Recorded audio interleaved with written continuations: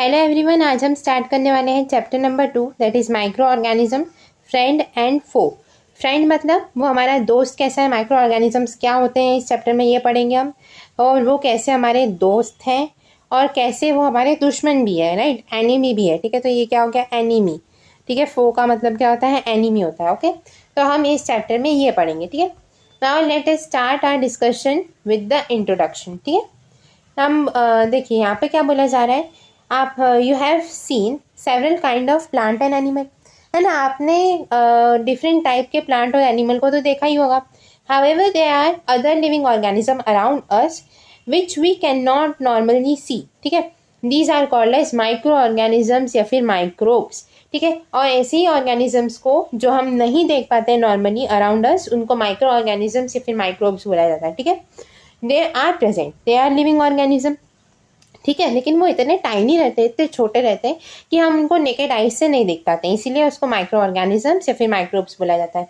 ठीक है, इसका एक एग्जांपल यहाँ पर लिखा रखा है कि आपने देखा होगा रेनी सीजन के दौरान क्या होता है, मॉइस्ट ब्रेड के ऊपर जो है वो खराब हो जाती है, उन पर ग्रेइश वाइट पैचेस लग जाते हैं। ठीक है, अब ये पैचेस किसके होते हैं, हम ना अगर हम उसको पैच को अगर देखेंगे ना तो मैग्नीफाइंग ग्लास के अंदर, तो हमको ब्लैक राउंड स्ट्रक्चर्स दिखेंगे। ठीक है, अब ये स्ट्रक्चर किसके होते हैं और ये कहाँ से आते हैं, है ना, ये पूछा जा रहा है यहाँ पे। तो ये जो स्ट्रक्चर्स रहते हैं, these black rounded structures they are of fungi, है ना, ये फंगाई के रहते हैं, फंजाई के रहते हैं। ठीक है, ये स्ट्रक्चर टाइनी स्ट्रक्चर्स, और इनके जो स्पोर्स रहते हैं, है ना, इनके स्पोर्स जनरली जो रहता है इन्वायरमेंट में प्रेजेंट रहते हैं। ठीक है, उनको बस हॉट एंड ह्यूमिड कंडीशन चाहिए रहती है जिससे वो जर्मिनेट कर पाए। ठीक है, तो ये फंजाई के स्पोर रहते हैं और they come from our surrounding only. ठीक है, तो ये पूछा गया था कि do you know where what these structures are and where do they come from, तो they are fungi and they come around us. ठीक है, फ्रॉम अराउंड आर सराउंडिंग से ही हमारे आते हैं। ठीक है, ना देखिए एक्टिविटी बोल रखा है कि collect moist soil from the beaker में ना उसको फिल करना है। ठीक है, देखो ये एक्टिविटी में क्या है, मैं सिंपल से भाषा में समझा देती हूँ। हमको कुछ मॉइस्ट सॉइल लेनी है, ठीक है, और उसको पानी में बीकर के साथ डाल देना है। ठीक है, हमको वेट करना है जब तक हमारी सॉइल जो है वो सेटल डाउन नहीं हो जाती है। ठीक है, उसके बाद क्या करेंगे, जो ऊपर का पानी बचा हुआ है ना, जो मडी पानी जो होगा, ठीक है, वो जो ऊपर रहेगा, है ना, उसको हम माइक्रोस्कोप में जब ऑब्जर्व करेंगे तो क्या हम देखेंगे, तो हम देखेंगे कि वहाँ पर बहुत सारे छोटे छोटे लिविंग ऑर्गेनिजम्स हैं जो हमको नेकेड आइज से नहीं दिख रहे थे। हमको लग रहा था वो पानी साफ हो गया है, लेकिन वो साफ नहीं है, वो बहुत कंटामिनेटेड है क्योंकि उसमें बहुत सारे माइक्रोब्स हैं जो डिसीज कॉज कर सकते हैं। ठीक है, taking a few drop of water from a pond and spread on glass slide and observe through the microscope।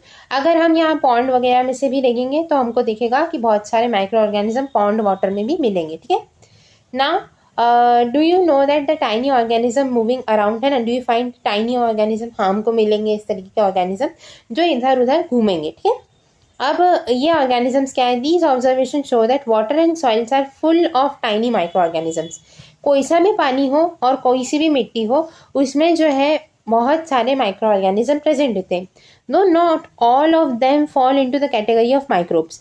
सभी जो है वो माइक्रोब के कैटेगरी में नहीं आते हैं, जो टाइनी टाइनी चीज़ें हमको दिख रही हैं, टाइनी ऑर्गेनिज्म, है ना, कुछ क्योंकि रहते हैं जो वो देख जाते हैं। ठीक है, these microorganisms or microbes are so small in size that they cannot be seen with the unaided eyes।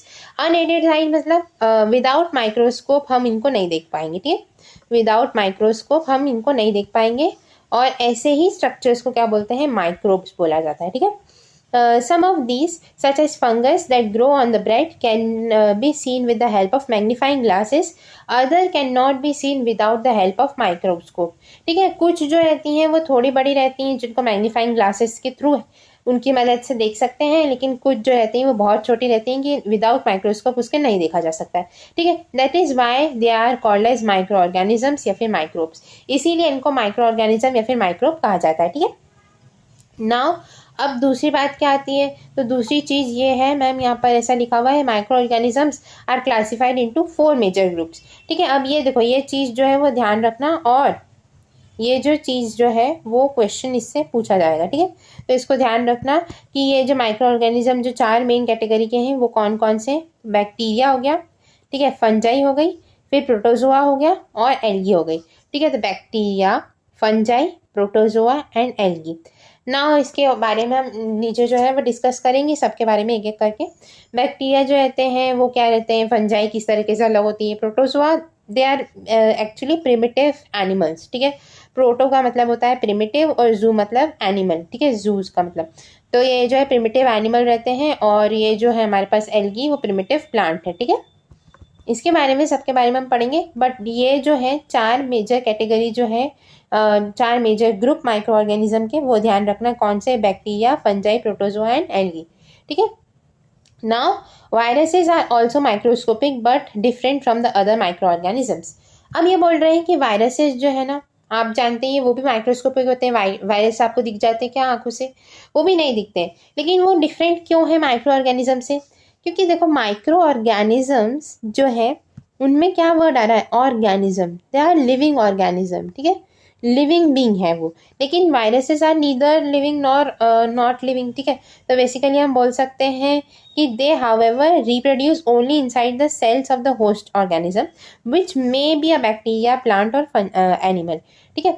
हम बोल रहे हैं क्या कि वायरसेस जो है, वायरसेस आर माइक्रोस्कोपिक है ना, और वो डिफरेंट होते हैं अदर माइक्रो ऑर्गेनिज्म से, क्योंकि वो सिर्फ रिप्रोड्यूस कर पाते हैं only inside the cell of the host organism, है ना, जो कि कोई बैक्टीरिया हो सकता है, प्लांट हो सकता है या एनिमल हो सकता है, ठीक है। क्योंकि उसका इंडिपेंडेंट एग्जिस्टेंस जो है ना, इंडिपेंडेंटली वो एग्जिस्ट नहीं करता है, ठीक है। क्योंकि आउटसाइड वो किसी भी ऑर्गेनिज्म की बॉडी के लिए वो इनर्ट रहता है, ठीक है, वो नॉन लिविंग रहता है। लेकिन अगर दूसरी वो बॉडी के अंदर चल जाएगा, जैसे एक बैक्टीरिया या प्लांट या एनिमल की बॉडी के अंदर जा रहा है, तो फिर वो क्या हो जाएगा, लिविंग की तरह एक्ट करेगा। इसीलिए हम वायरसेस को जो है वो माइक्रो ऑर्गेनिज्म की कैटेगरी में नहीं रख सकते, ठीक है। नाउ अब ये जो एग्जाम्पल्स हैं वो नीचे आएंगे तो मैं आपको तभी समझा दूंगी। पहले हम कंटेक्स्ट जो है वो पूरा कंप्लीट कर लेते हैं, ठीक है।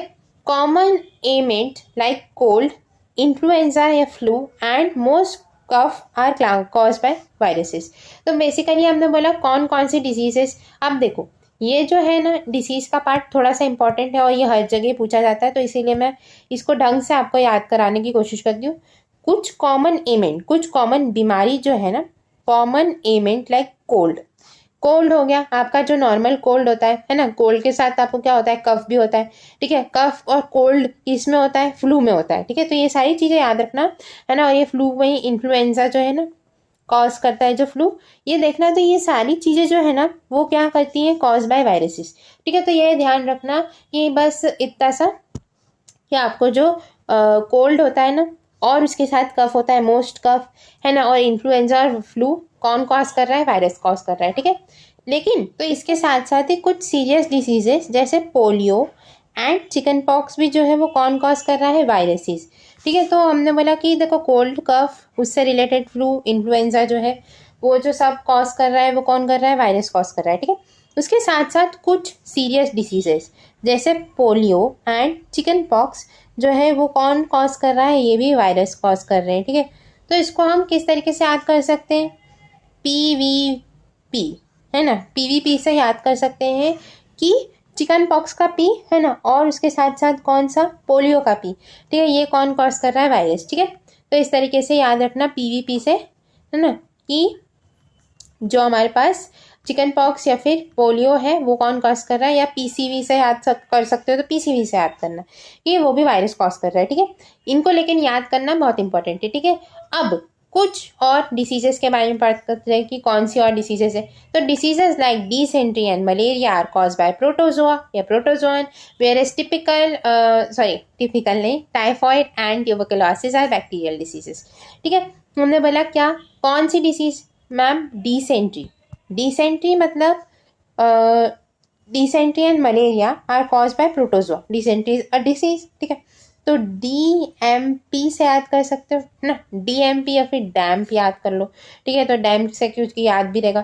तो ये क्या हो गया इसमें, डिसेंट्री, उसके बाद मलेरिया फॉर M, और ये क्या है, प्रोटोजोअन डिसीजेस है, ठीक है। तो ये ध्यान रखना DMP से प्रोटोजोआ की कौन सी डिसीज हो गई, diseases like dysentery and malaria, okay. Whereas typhoid and tuberculosis are bacterial diseases. तो ये देखो TB है ना, खुद ही एक TB है, तो TB में तो, ट्यूबरकुलोसिस में तो बैक्टीरिया का आप याद रखना कि TB और एक और T आता है, कौन सा T आता है, दैट इज टाइफाइड। तो TB याद रख लो, ठीक है। टाइफाइड और TB खुद जो है वो बैक्टीरियल डिसीज है। ठीक है, उसके बाद फिर क्या है, we have learned about some of these micro organism in class 6th and 7th।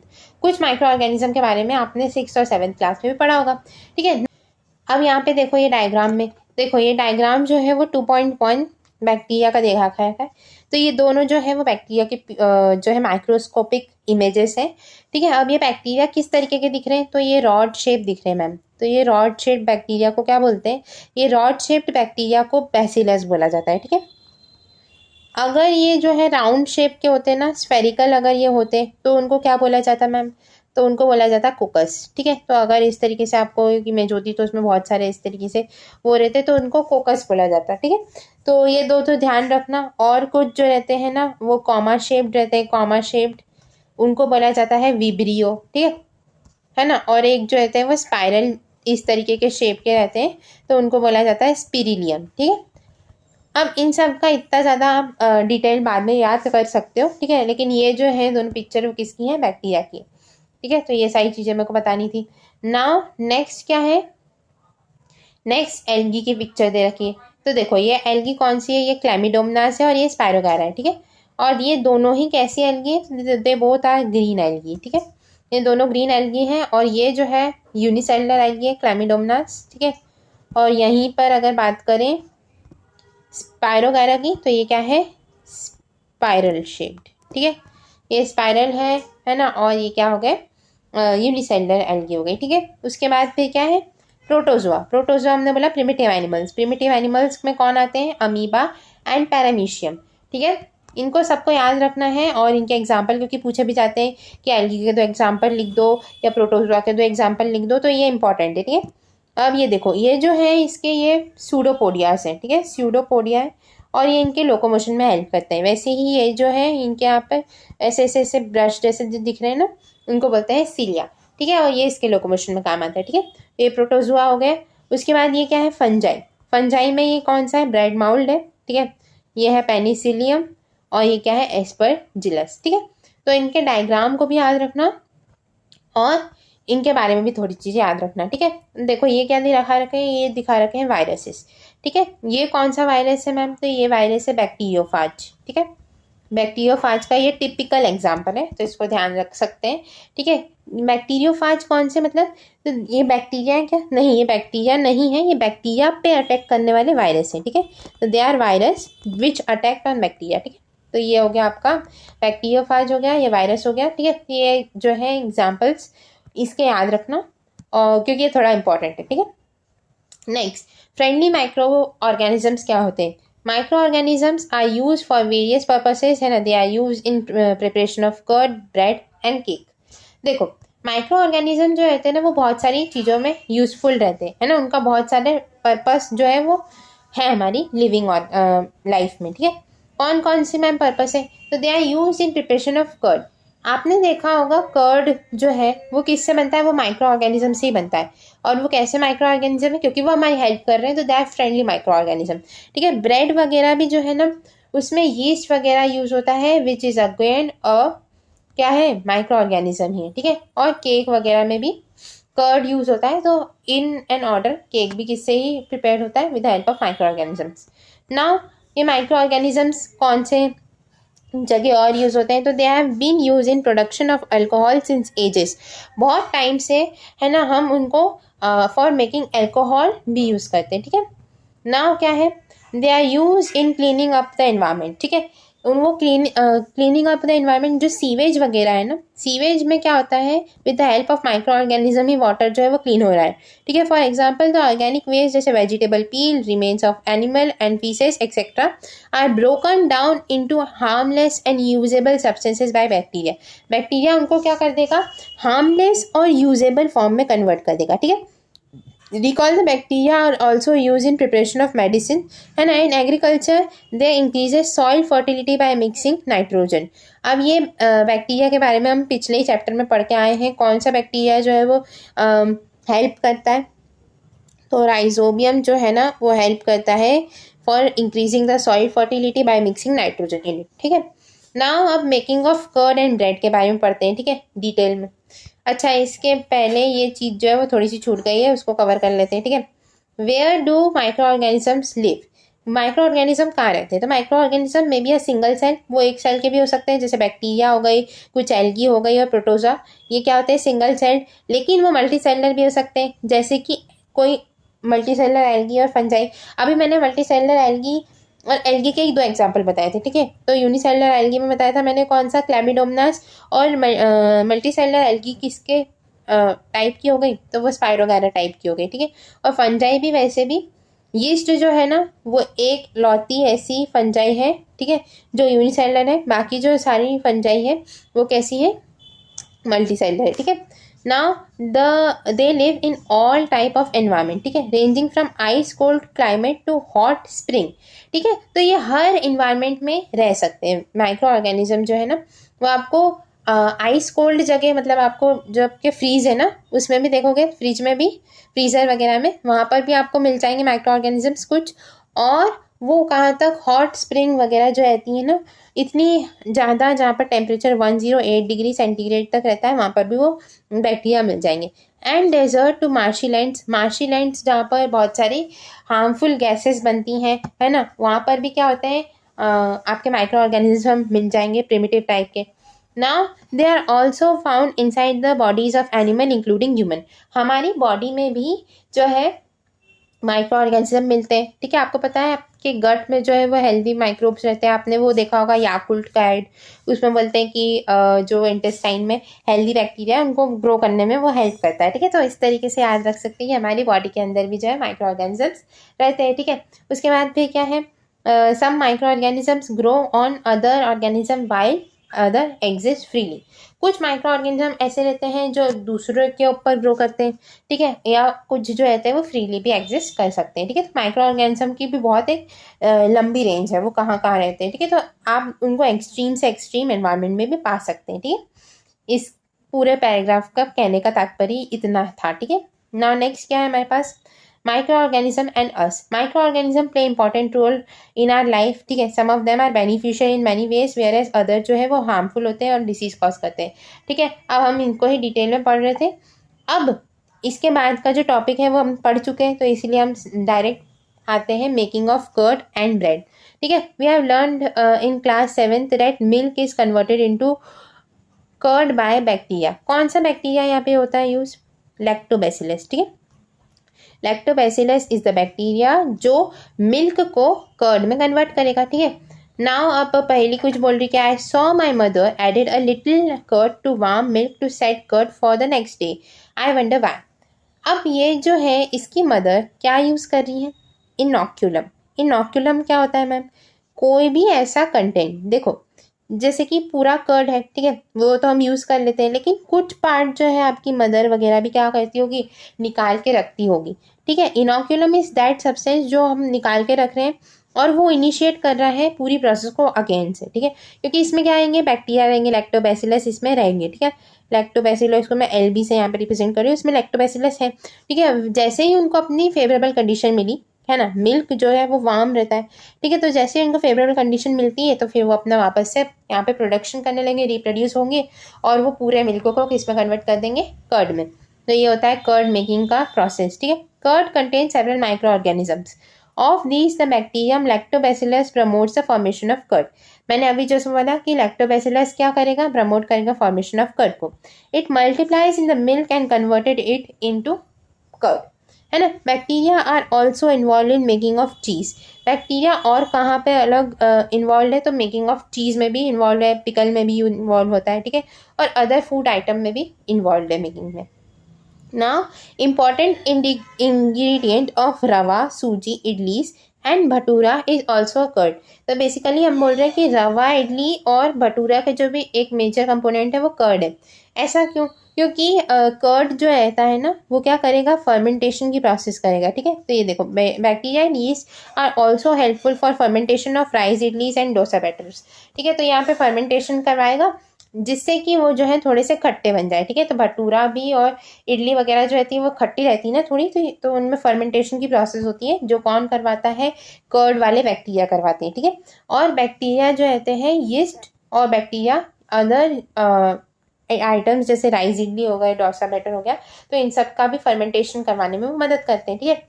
Now एक एक्टिविटी यहाँ पर अगेन दे रखी है कि ½ kg फ्लावर लेना है, दैट इज आटा या मैदा ले सकते हैं, उसमें कुछ शुगर ऐड करनी है और उसमें वार्म वाटर डाल के कुछ यीस्ट के पैकेट, यीस्ट के शैशे डाल देने हैं, उसको नीड करना है इनटू सॉफ्ट डो, है ना। हमको देखना है 2 आवर बाद कि क्या होता है। तो आप जब देखोगे ना तो वो उतना अमाउंट डबल कर लेगा ये मैदा, है ना। क्या क्या ऐड किया हमने, शुगर ऐड करी है और वार्म वाटर है, और इनसे तो कुछ नहीं हो रहा है मैम।